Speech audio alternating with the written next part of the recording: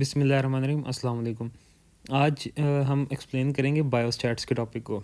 Biostats का topic में 2-3 चीज़ें हैं इंपॉर्टेंट, उन्हीं में से हमेशा पेपर आता होता है। तो अगर आते हैं क्वेश्चंस इसमें से, तो इसमें सबसे पहले मीडियन, मोड, मीन और रेंज को हम डिफ़ाइन करेंगे। ये सबसे रिलेटिवली आसान चीज़ें हैं। मीडियन ये होता है, मीडियन वैल्यू सबसे पहले एक्सप्लेन करता चलूँ। ये वाली वैल्यू होती है जो दरमियानी वैल्यू होती है। मतलब कि अगर आपके पास एक जैसे कि ये गिवन रेंज ऑफ नंबर्स हैं, तो इनके अंदर आपने जितने भी नंबर्स होंगे उनको काउंट कर लेना। जिस तरह ये 1 2 3 4 5 6 7 8 9 10 नंबर हैं, तो आपने 4 नंबर इधर से निकाल दिए, 4 नंबर यहाँ से निकाल दिए। जो सेंट्रल टू वैल्यूज़ होंगी ये मीडियन होगी, ठीक है। उसके बाद मोड हो गया। मोड हो गया most repeated value. Most repeated value, अगर आपने एक वैल्यू को सेंडिंग आपने मीडियन और मॉड निकालने के लिए आपने इनको असेंडिंग ऑर्डर में लिख लेना या डिसेंडिंग ऑर्डर में लिख लें। यूजुअली असेंडिंग में लिखते हैं। उसके बाद आपने मॉड जो है निकालने के लिए मोस्ट रिपीटेड वैल्यू, जिसमें से 10 2 दफ़ा रिपीट हुआ है और जो नंबर 2 है वो 3 दफ़ा रिपीट हुआ है, तो इसलिए इसका मॉड जो होगा वो 2 होगा। उसके बाद मीन। मीन होता है एवरेज, यानी कि हमने इन तो सारों को जमा कर लिया। इन जमा करने के बाद टोटल नंबर ऑफ़ जो डिजिट्स हैं उन पे डिवाइड कर देंगे, तो इसका मीन निकल आएगा। फॉर एग्जांपल जैसे अगर हम इन सब नंबर्स को जमा कर देंगे, 10 डिजिट्स हैं, तो टोटल नंबर इनका 10 है, टोटल वैल्यूज़ जो हैं, और इनका टोटल सम बनता है 10 20 29 35 और ये 50 बनता है, ठीक है। 50 out of 10 is equal to इसका मीन निकलेगा 5। तो इसका एवरेज जो निकलता है ना वो होता है 5। मतलब यानी कि ये आपने total sum of all values divided by number of values, तो आपका मीन, जिसको हम एक्स प्राइम से डिनोट करते हैं। फिर एक होता है रेंज। रेंज ये होती है कि अगर प्रॉफ में क्वेश्चन आता है कि आप इसकी रेंज निकालें, तो रेंज होती है minimum maximum value minus minimum value. For example जैसे इसके अंदर आपने पूछा रेंज कितनी है इसकी, तो अब ये 10 इसकी मैक्सिमम वैल्यू है और मिनिमम वैल्यू इसकी 1 है, तो आपकी रेंज जो है ना वो 9 आएगी। 9 इज़ द रेंज, ठीक है। अब आगे 2 चीज़ें इंपॉर्टेंट हैं, ये इनका डिफरेंस पता होना ज़रूरी है। एक होता है स्टैंडर्ड एरर और एक होता है स्टैंडर्ड डेविएशन। अब इन दोनों में डिफरेंस क्या है वो मैं बताता हूँ आपको। जैसे कोई भी अगर आप एक सैंपल लेते हैं, तो एक सैंपल के अंदर आपको 100% एक्यूरेट वैल्यूज़ नहीं होती हैं आपके पास, तो आपको हमेशा ये होता है कि इसमें कोई ना कोई कमी बेशी रह गई होगी, या थोड़ी सी फ्लक्चुएशन ऊपर की तरफ होगी पॉजिटिव साइड में, या नेगेटिव होगी। जिस तरह हम फॉर एग्जांपल कोई भी चीज़, किसी चीज़ का वज़न करते हैं हम तराजू वगैरह में रख के, तो हम कहते हैं कि यार इसका वज़न 1 किलो है, लेकिन प्लस माइनस 50 ग्राम होगा, यानी कि 50 ग्राम ज़्यादा भी हो सकता है, 1050 ग्राम हो सकता है, या 950 ग्राम्स हो सकता है, ठीक है। ये इसकी बेसिक डेफिनेशन है। ये यहाँ पे इसकी लिखी हुई है थोड़ी सी टेक्निकल टर्म्स, ये मैं आपको बाद में एक्सप्लेन करता हूँ, लेकिन पहले हम एक ये तस्वीर देखते हैं। देखें, स्टैंडर्ड दोनों चीज़ें हैं सेम, सिर्फ इनके नाम फ़र्क हैं। अगर आपके पास 3 डिफरेंट सैंपल्स हैं, जैसे मैंने सैंपल ए लिया, सैंपल बी लिया, सैंपल सी लिया। सैंपल ए के अंदर जो कैलकुलेशन के अंदर मुझे डेविएशन नज़र आएगी, ये जो कमी बेशी नज़र आएगी ना, उसको मैं कहूँगा स्टैंडर्ड डेविएशन। ये इंडिविजुअल सैंपल की डेविएशन होगी। सैंपल बी के अंदर भी जो मुझे कमी बेशी नज़र आएगी, उसको मैं कहूँगा उसको भी स्टैंडर्ड डेविएशन कहूँगा। सैंपल सी की भी स्टैंडर्ड डेविएशन होगी। लेकिन जब मैं इन तीनों सैंपल्स को लूँगा और इन तीनों सैंपल्स का मैं मीन डेविएशन निकालूंगा, यानी कि फॉर एग्जांपल अगर इसकी आई है +-5, इसकी आई है +-2, इसकी आई है +-6, ठीक है। अब ये इन तीनों का स्टैंडर्ड डेविएशन है, लेकिन अगर मैं तीनों का स्टैंडर्ड डेविएशन का एवरेज निकालूंगा तो वो बनेगा स्टैंडर्ड एरर, ठीक है। ये चीज़ होती है, ये चीज़ आपने याद रखनी है। अब यहाँ पे हम इन चीज़ों की अगर बात करें टेक्निकल टर्म्स की, तो उसमें स्टैंडर्ड एरर आता है difference between calculated mean versus actual mean, ठीक है। ये वही बात है, calculated mean versus actual mean, यानी कि एक्चुअल मीन इज़ ऑलवेज, जब आप इसको कंपाइल कर लेंगे इन तीनों चीज़ों को, इन तीनों के डिफरेंट एवरेजेस को या स्टैंडर्ड डेविएशन को, तो आपका जो एरर निकलेगा वो यूजुअली एक कंपाइल्ड फॉर्म में निकलता है। जैसे फॉर एग्जांपल अगर हम इसका एरर निकालते हैं, तो इसमें 2 है, लेकिन इसका एरर थोड़ा सा बढ़ जाएगा, इसका एरर थोड़ा सा कम हो जाएगा, तो ओवरऑल तीनों में डिवाइड हो जाएगा। इसका मैथमेटिकल फार्मूला है sigma over square root of n, जिसमें सिग्मा होता है स्टैंडर्ड डेविएशन ऑफ, जो मैंने आपको बताया था उस किसी एक गिवन सैंपल की, और n is a number of samples. इसी तरह स्टैंडर्ड डेविएशन है वो है एवरेज वेरिएबिलिटी इन अ डाटा सेट। यानी कि इस तरह दोबारा इस इमेज में चले जाएंगे। इस डाटा सेट के अंदर हमने +5 की निकाली थी, +-5 की। इसका मतलब है कि +-5 की जो एक वेरिएबिलिटी है इस डाटा के अंदर, जो भी हमारे पास वैल्यू आएगी उसमें या +5 होगा या -5 का हमारे पास एरर का चांस है। That is called standard deviation. अब इस स्टैंडर्ड डेविएशन के अंदर 2 फार्मूलाज हैं। सबसे पहले तो बताते चलूँ कि x जो है ना वो फार्मूले में है सैम्पल। x प्राइम का मतलब है एवरेज ऑफ सैम्पल या मीन ऑफ सैम्पल, और ये जो n है ना इसका मतलब है नंबर ऑफ सैम्पल्स, कितने सैम्पल्स हैं। अब अगर तो आपके सैम्पल का साइज़ 30 से कम है, 30 से ज़्यादा है सॉरी, अगर आपका सैम्पल का साइज़ ग्रेटर देन 30 है, अगर आपके पास 50 आइटम्स हैं, 100 आइटम्स हैं, तो फिर आप फार्मूला यूज़ करेंगे summation x minus ex prime का स्केयर ओवर n। और अगर आपके पास सैम्पल साइज़ लेस देन 30 है तो फिर आप यूज़ करेंगे summation x minus ex prime का स्केयर ओवर n-1। ये एक इंपॉर्टेंट चीज़ है, ये आपको याद रखनी पड़ेगी। उसके बाद हम चलते हैं, अब ये इंपॉर्टेंट एक टेस्ट आ गया है और प्रॉबेबली यही दो तीन टेस्ट होते हैं जो हमें पेपर में आते हैं। इसके अलावा इस चैप्टर में से यूजुअली कुछ भी नहीं आता। एक होता है काई स्केयर। अब ये तीनों काई स्केयर टेस्ट, ये टी टेस्ट और जी टेस्ट, इन तीनों में सबसे इंपॉर्टेंट ये है। इसमें ये होता है कि difference between 2 values of sampling. काई स्केयर हमें 2 डिफरेंट वैल्यूज़ के बारे में बताता है। फॉर एग्जांपल इसका आसान मिसाल ये है कि फॉर एग्जांपल आप कहते हैं 2 हमारे पास वैल्यूज़ होती हैं। एक होती है हमारे पास एक्सपेक्टेड वैल्यू और एक होती है हमारे पास ऑब्जर्व्ड वैल्यू। इन दोनों का जो डिफरेंस होता है ना, दैट इज़ कॉल्ड काई स्केयर टेस्ट। फॉर एग्जांपल मैं कहता हूँ आपको कि मैंने एक्सपेक्ट किया था कि मेरे पेपर के अंदर 90 मार्क्स आएंगे, लेकिन मेरे मार्क्स आए हैं 85। तो अब मेरे एक्चुअल मार्क्स जो हैं वो हैं 85 और मेरे जो एक्सपेक्टेड थे वो थे 90। तो इसका मतलब ये है कि मेरा जो ये इसका जो डिफरेंस आएगा इसको मैं टेबुलेट करूँगा अगर एक टेस्ट की फॉर्म में, तो that will be represented in काई स्केयर टेस्ट। ठीक है, ये हो गया।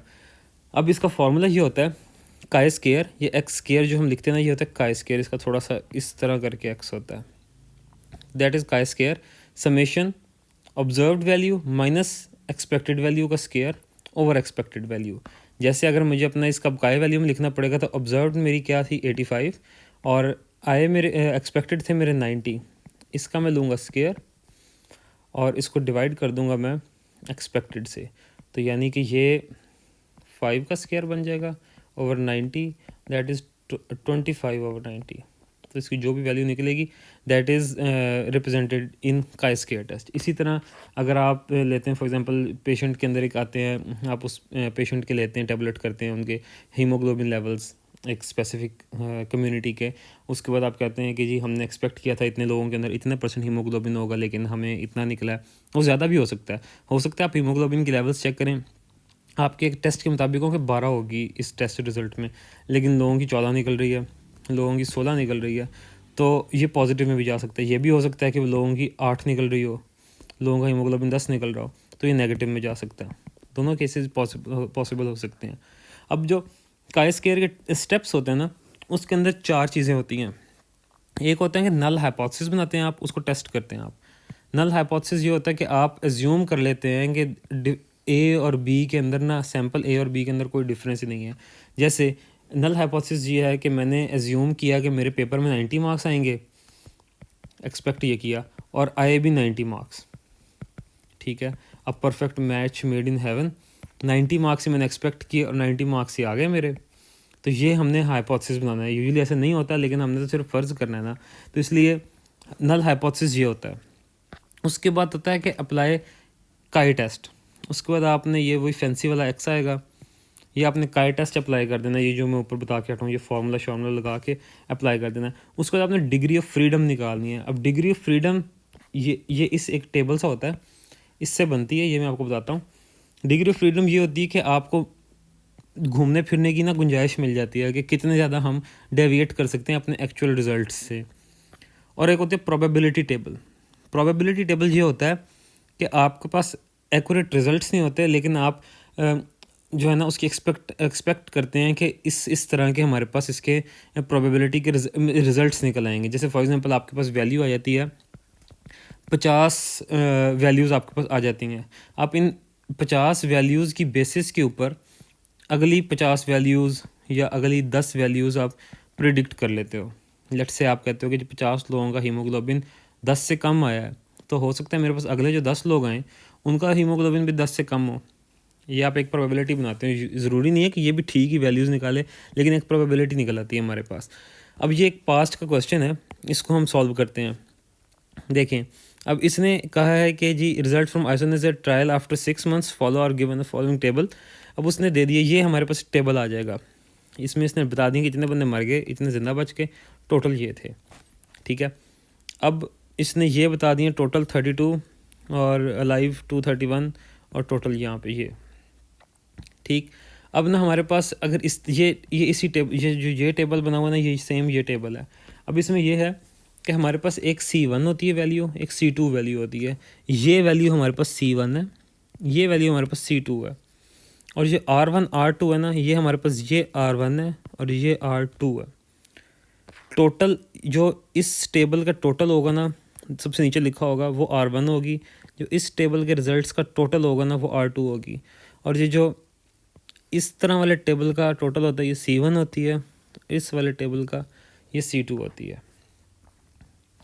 अब इसका फार्मूला ये है कि अगर आपने इसकी निकालनी होती है ना ये डिग्री ऑफ फ्रीडम, तो उसको सॉरी नल हाइपोथेसिस निकालना होता है आपने। नल हाइपोथेसिस का तरीका ये होता है कि आपने E1 होता है यानी कि एक्सपेक्टेड वैल्यू 1, E2, E3 और E4, ये आपने बेसिकली 4 वैल्यूज़ निकालनी होती हैं। तो इसके अंदर आप इसी तरह करते हैं कि सबसे पहले आप लिखते हैं C1 multiplied by R1 divided by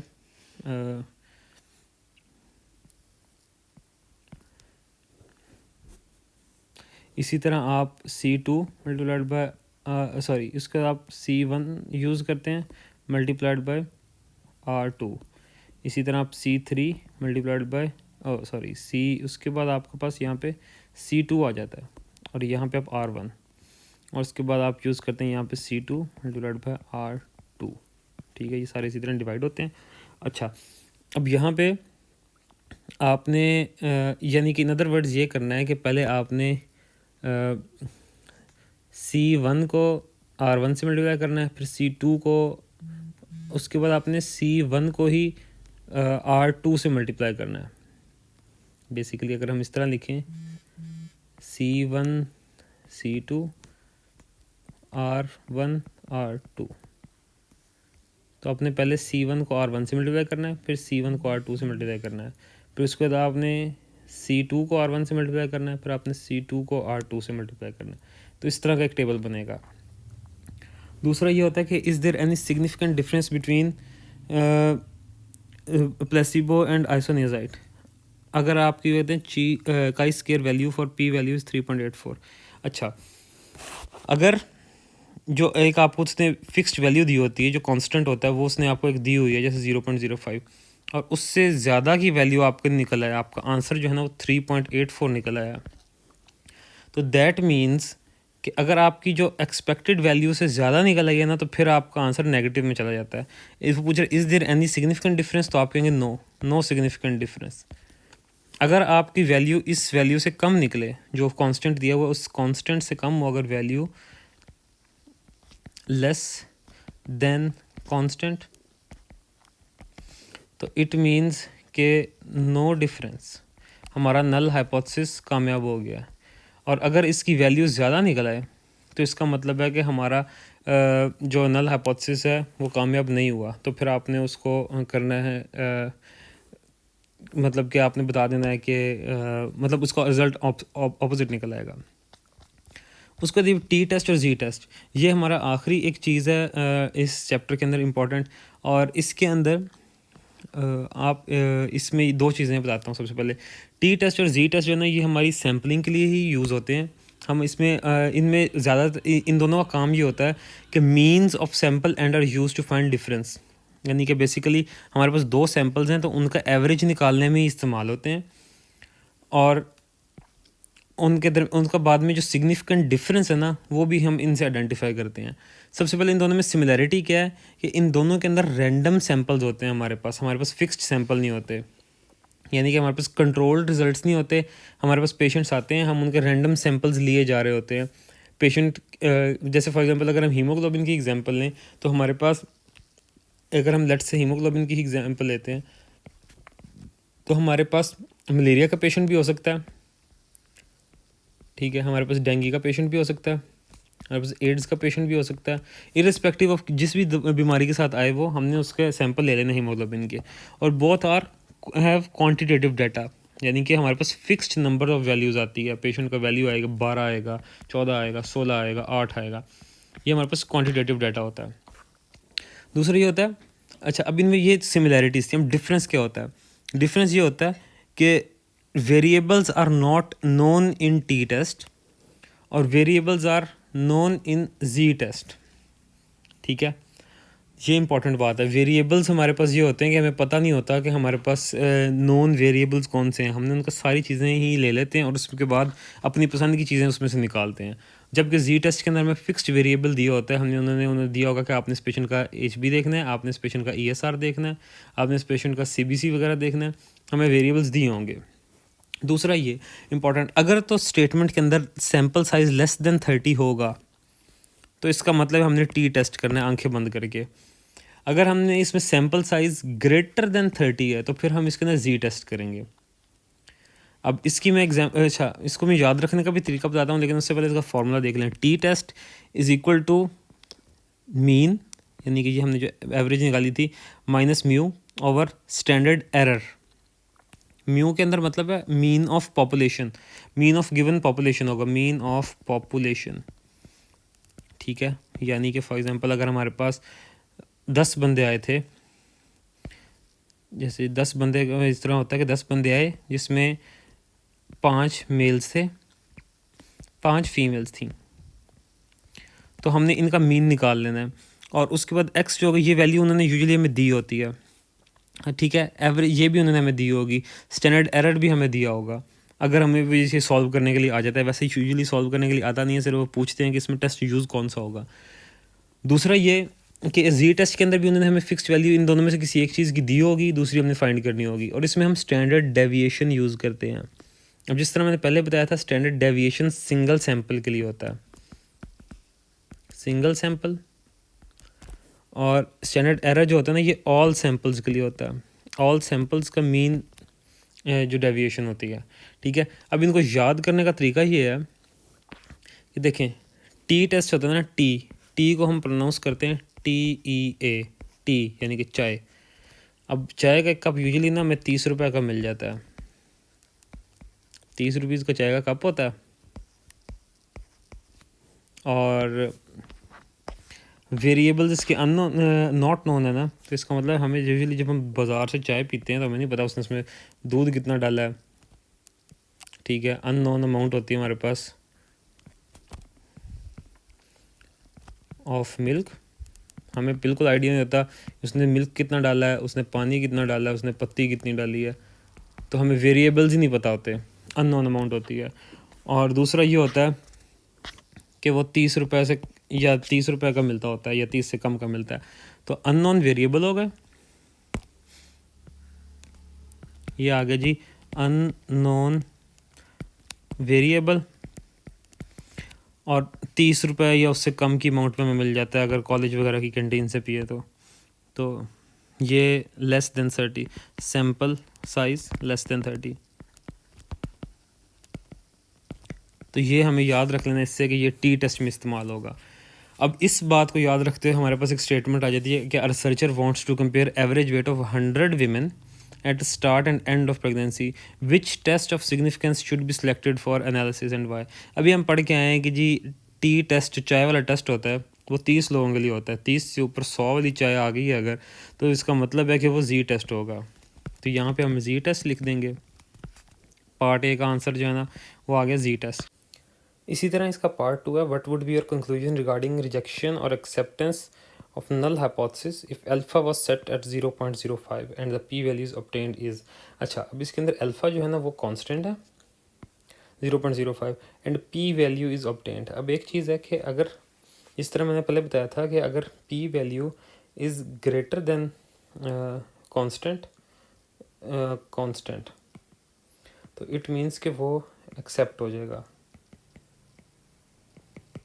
तो in this case 0.04 is actually greater, ठीक है, ग्रेटर है ये देन 0.05, क्योंकि जितना नंबर लेस होगा, ज़ीरो के पास होगा, उतना ही ग्रेटर होगा।